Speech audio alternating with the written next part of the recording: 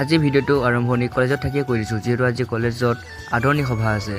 তো কলেজৰ ভিতৰলৈ যাওঁ, অলপ বাকচুদি কৰোঁ, অলপ ভিউ দেখাব ট্ৰাই কৰিম, চাওক আৰু এনজয় কৰক। এইটো হৈছে আমাৰ মৰমৰ ষ্টেজটো য'ত ধুনীয়াকৈ সজোৱা হৈছে, কাৰণ গান ডান্স আদি সকলো ইয়াতে চলিব। এইফালে আমাৰ ভাইহঁত ৰিহান, অংকুৰ, সুবৰ্ণ, ৰণক গোটেইকেইটাই আছে।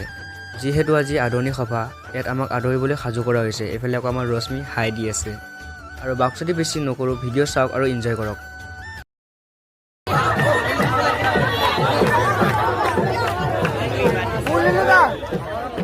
যিহেতু গান বজাই আছে, মই উৎপাত নকৰিম, এইটো হ'বই নোৱাৰে।